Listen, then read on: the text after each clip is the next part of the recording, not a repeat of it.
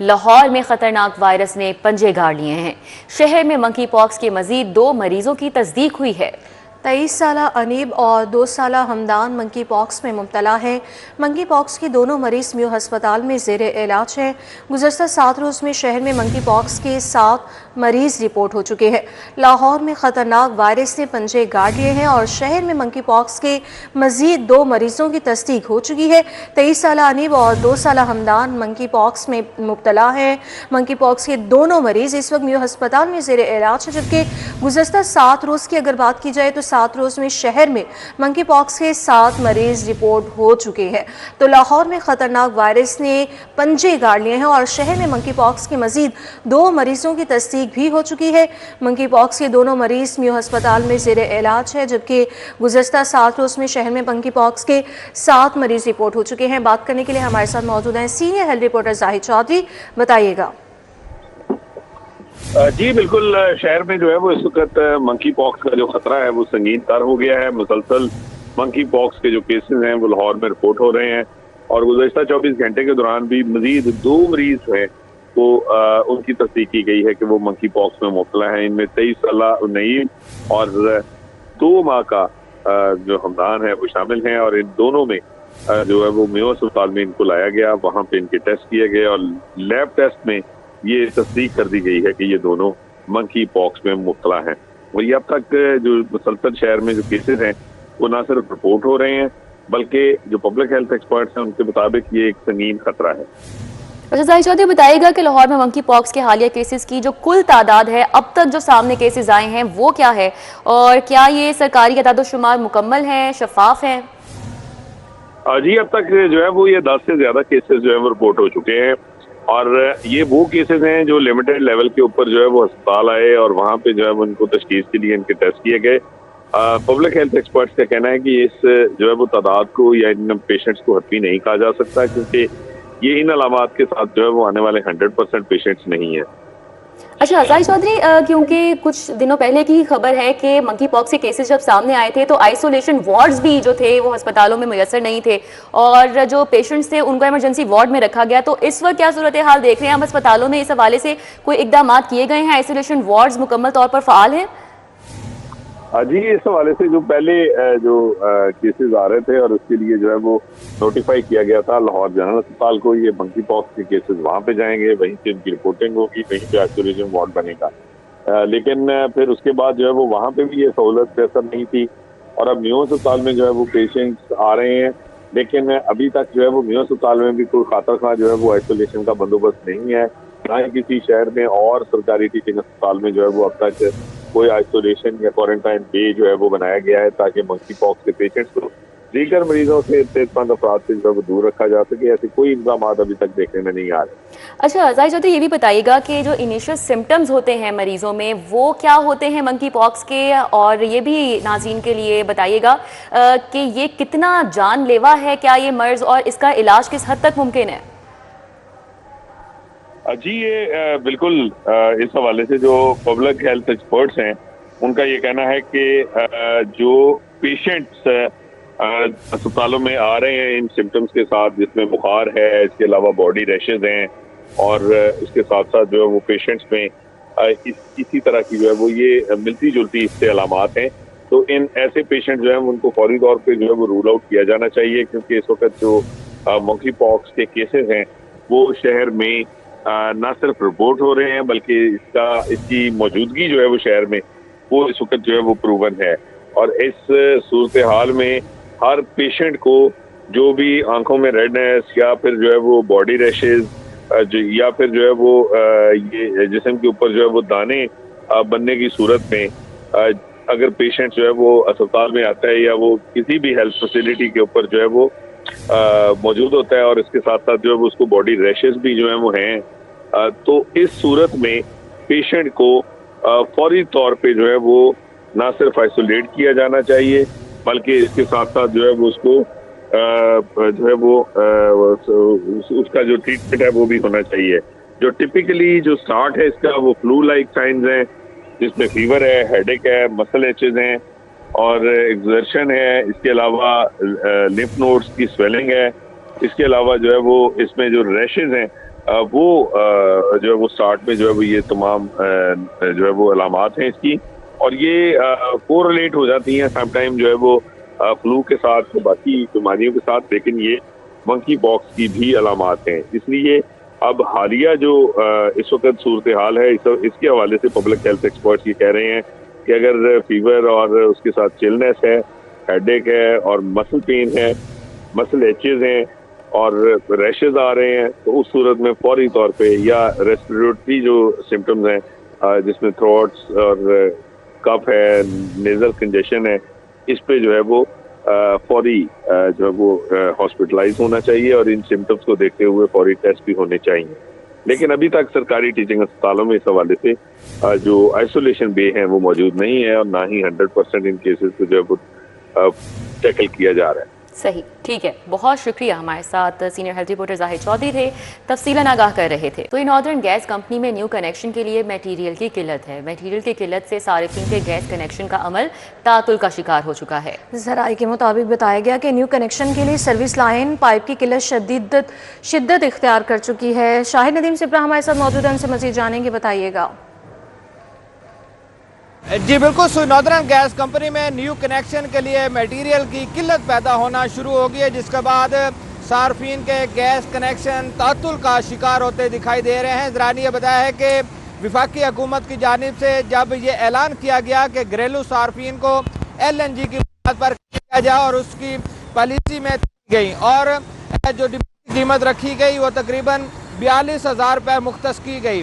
42,000 रुपये की अदायगी के बावजूद अब सार्फिन के कनेक्शन अल्तवा का शिकार होते दिखाई दे रहे हैं, चूँकि नॉर्दर्न गैस कंपनी के पास न्यू कनेक्शन में इस्तेमाल होने वाली सर्विस लाइन का पाइप ख़त्म हो चुका है, और पाइप की अदम फ्राहमी की वजह से सार्फिन को कनेक्शन नहीं दिए जा सके, और वो सार्फिन जो कि दोनों डिमांड नोटिस जिसमें सिक्योरिटी शामिल है और फास्ट ट्रैक की फीस शामिल है, उसकी अदायगी के बावजूद दफातर के चक्कर मजबूर हैं, और उनको ये जवाब दिया जा रहा है कि कंपनी के पास अभी मटेरियल की किल्लत है, इसलिए कनेक्शन अल्तवा का शिकार हो रहे हैं। ये वादे कर दूं कि तकरीबन साल तक। ठीक है शाहिद सिप्रा, बहुत शुक्रिया। 4300 बिमा स्कूल्स के असातिज़ा 3 माह से तनख्वाहों से महरूम है। मुआवज़ों की अदम अदायगी से लाइसेंस स्कूलों के हज़ारों असातिज़ा फाका कुशी पर मजबूर हो चुके हैं। क्यों तनख्वाहें अदा नहीं की जा रही, क्या वजूहात हैं, जान लेते हैं जुनेद रियाज से। जी जुनेद। जी, पंजाब इनिशिएटिव मैनेजमेंट अथॉरिटी, जिसको पीमा भी कहा जाता है, उसकी नाअहली सामने आई है कि 3 माह से जो है मुआवज़ों की अदायगी, जो कि पीमा के मातहत लाइसेंसी स्कूलों में 6 लाख बच्चे पढ़ते हैं, उनकी एवज़ जो है, जो पीमा जो है वो लाइसेंसी स्कूलों को मुआवजा अदा करता है, जो कि गुज़िश्ता 3 माह से जो है वो अदा नहीं किया जा सका, जिसकी वजह से एक तो लाइसेंसी स्कूल जो है वो माली बहरान का शिकार हैं, और दूसरा वहाँ पर पढ़ाने वाले असातिज़ा को भी 3 माह से तनख्वाहें अदा नहीं हो सकी। अगर बात की जाए अक्टूबर, नवंबर और दिसंबर, जबकि दिसंबर भी जो है वो ख़त्म होने को है और जनवरी जो है शुरू होने को है, तो 3 माह की जो मुआवजे हैं वो पीमा की जानब से अदा नहीं किए गए। इस हवाले से असातिज़ा का कहना है कि पहले जो है वो पीमा डायरेक्टली लाइसेंसी स्कूलों को मुआवजों की अदायगी करता था, अब उन्होंने जो है महकमा खजाना से डायरेक्ट जो है मुआवजों की अदायगी का कह दिया, जिसकी वजह से ये ताख़ीर सामने आ रही है, और अपने जो मामलात हैं उन्होंने महकमा खजाना पर डाल दिए हैं। इस हवाले से असातिज़ा का कहना है कि फौरी तौर पर मुआवजों की अदायगी की जाए, ताकि जो 4300 स्कूलों में हज़ारों असातिज़ा पढ़ा रहे हैं, जिनकी तादाद 20 से 21,000 है, उनको तनख्वाहों की नहीं हो सकी, जिसकी वजह। ठीक है जुनेद, बहुत शुक्रिया। टीम मोड़ से चौक यतीम खाना तक सड़क की बंदिश, मुल्तान रोड ताजिर बोर्ड समेत दुकानदार सरापा एहतजाज बन गए। चेयरमैन मुल्तान रोड ताजिर बोर्ड डॉक्टर सलीम के एहतजाज में शिरकत। 2.5 माह से बंद रोड की वजह से कारोबार मुतासिर हो रहा है, मुतासरीन की जानिब से ये कहा गया। मजीद क्या कहा जा रहा है, तलहा अशरफ से जान लेंगे, बताइएगा। जी बिल्कुल, मुल्तान रोड स्कीम मोड़ पर इस वक्त मौजूद हूँ, जबकि मुल्तान रोड ताजर बोर्ड की जानिब से एहतजाज किया जा रहा है। कई माह से बंद इस रोड की जो खिलाफ एहतजाज जारी है। शहरियों का कहना है कि जल्द अज जल्द ये रोड खोला जाए। चेयरमैन मौजूद है डॉक्टर सलीम, उनसे गुफ्तगू करते हैं और जानते हैं, बताइएगा कि क्या कहेंगे, क्या वजूहात है, इंतज़ामिया क्या कहती है। अभी तक उन्होंने किसी ने आपसे बात करने की कोशिश की है इस हवाले से? मुझे यूँ लगता है कि इंतज़ामिया इस सड़क को भूल चुकी है। कभी 2.5 महीने पहले इसे बंद किया गया, यहाँ कुछ अमन व अमान के मसाइल हुए, लेकिन हुकूमत ने कामयाबी से उन्हें हल कर लिया। हुकूमत ने मसाइल पर काबू पा लिया, लेकिन मसाइल पर काबू पा लेने के बाद शायद वो इसे भूल चुके हैं। सड़क 2.5 महीने से मुसलसल बंद है, कारोबार 2.5 महीने से मुसलसल बंद है, लोगों के घरों के चूल्हे बुझ चुके हैं और आलम वही है जैसे सुबह ओस पड़ती है, अब लोगों के अरमानों पर ओस पड़ चुकी है। यहाँ दुकानों की तादाद हज़ारों में है। अगर आप मेरे दाईं तरफ देखें तो हर गली के अंदर सैकड़ों दुकानें हैं और ये सिलसिला यतीम खाना बोर्ड तक जाता है, जहाँ यतीम खाना चौक के अंदर हज़ारों दुकानें हैं। तो ये सड़क 3 रविया है, यानी इसके अंदर 3 लेन्स हैं। इन 3 लेन्स में से जहाँ शोरशज़दा जगह है, जहाँ मसाइल का अंदेशा है, वहाँ पर एक लेन को कॉर्डन ऑफ करके बंद किया जा सकता है और बाकी 2 लेन्स को चलाया जा सकता है। बिल्कुल ठीक है, यहाँ पर एहतजाज किया जा रहा है और चेयरमैन की जानिब से यहाँ पर बहुत शुक्रिया तलहा। रूडा के महमूद बूटी मंसूबे पर पेशरफ जारी है। महमूद बूटी के मुकाम पर 42 एकड़ अराजी पर शजरकारी की जाएगी। मुकामी दरख्त, घास, मखसूस इकसाम की झाड़ियाँ लगाई जाएंगी। पुराने डंपिंग साइट को कवर करने के बाद शजरकारी की जाएगी। ताहिर खान मजीद आगाह करेंगे। जी ताहिर। हाँ जी बिल्कुल, रूडा के ज़ेर इंतज़ाम महमूद बूटी रिहैबिलिटेशन जो प्रोजेक्ट है उस पर पेशरफ्त जारी है। चूँकि महमूद बूटी का ये मुकाम पहले यहाँ डंपिंग साइट थी, कूड़े का एक पहाड़ था और इसके बाद रूडा के ज़ेर इंतज़ाम जब ये है तो अब इसको कवर किया जा रहा है। 7 मुख्तलिफ तहों, 7 मुख्तलिफ लेयर्स में इसको कवर किया जा रहा है, इसकी कैपिंग की जा रही है और ये पहला मरहला है जो कि आइंदा साल फरवरी में मुकम्मल, यानी कि फरवरी 2026 में ये मुकम्मल हो जाएगा। उसके बाद मार्च 2026 से इस मुकाम पर शजरकारी की जाएगी। 42 एकड़ के मोहित ये जगह होगी जिस पर शजरकारी की जाएगी और इसमें मुख्तलिफ इकसाम के मुकामी दरख्त, पौधे और इसके साथ साथ मखसूस इकसाम की झाड़ियाँ और घास यहाँ पर लगाई जाएगी। ये एरिया ग्रीन हो जाएगा और ये ग्रीन कवरिंग इस जगह की हो जाएगी, जिससे आसपास चूँकि यहाँ पे इंडस्ट्रियल एरिया भी है और फ़िज़ाई आलूदगी भी बड़ी होती थी, जिसकी वजह से और आसपास चूँकि रिंग रोड होने की वजह से गाड़ियों का भी जो यहाँ पे धुआं होता था और इन तमाम वजूहात की बिना का जो। ठीक है ताहिर, बहुत शुक्रिया आपका। पंजाब में दरियाओं, नहरों के हिफाजती बंद मजबूत करने का प्लान तैयार। महकमा आपाशी ने हुकूमत से पत्थरों के लिए 3 अरब रुपए मांगे हैं। नहरों के किनारे पुश्तों को पत्थरों से मजबूत किया जाएगा। मज़ीद डिटेल्स जान लेंगे, हमारे साथ अली राम मौजूद हैं, बताइएगा। जी बिल्कुल, महकमा आपाशी ने एक प्रपोजल हुकूमत को अरसाल की है और इसमें बताया गया है कि लाहौर समेत पंजाब में दरियाओं और नहरों के जो पुश्ते हैं उनको मजबूत करने के लिए मज़ीद पत्थर दरकार है और इससे पहले जो पत्थर ख़रीदा गया था वो सैलाब की वजह से उसका बहाव जो है वो हो चुका है, तो लिहाजा अब मज़ीद पत्थर ख़रीदा जाए और इसके लिए 3 अरब रुपए का एक मजमूई तखमीना लगाया गया और हुकूमत को भी बता दिया गया है महकमा आपाशी के हुकाम की तरफ से कि फ़ौरी तौर पर अब ये पत्थर ख़रीदने के लिए उनको बजट जो है वो रवा माली साल के दौरान ही दिया जाए। और इससे पहले क्योंकि बजट एलोकेट नहीं था और जो पहला रवा माली साल के दौरान ही पत्थर ख़रीदा गया वो तो ऑलरेडी जो है वो पानी के अंदर वो बह चुका है, तो लिहाजा इस पर अब हुकूमत से दोबारा ये अपील की जा रही है। और इसमें अगर देखा जाए तो लाहौर डिवीज़न के अंदर जो बजट मांगा गया है वो 1 अरब रुपए से ज़ायद है, जिससे पत्थर ख़रीदा जाएगा और दरिया रावी और इसके साथ लाहौर में जो नहर है BRB नहर, उसके अतराफ उसकी पुश्तों को मजबूत करने के लिए बजट जो है पत्थर वहाँ पे रखा जाएगा। और इसके साथ ही पंजाब के दीगर ज़िला में नहरों के साथ साथ दरियाओं की पुश्तें जो है वो भी मजबूत की जाएंगी, जहाँ जहाँ सैलाब की वजह से नुकसान पहुँचा वहाँ पर। बहुत शुक्रिया। ऑनलाइन नीलामी में फ़रोख्त ना होने वाले नंबर्स को दोबारा फ़रोख्त करने का फैसला हुआ। महकमा एक्साइज से 40,600 नंबर्स फ़रोख्त करने के लिए इजाज़त मांग ली। तफसीलात जानेंगे, हमारे साथ अली साही हैं। जी अली साही, क्या डिटेल्स हैं?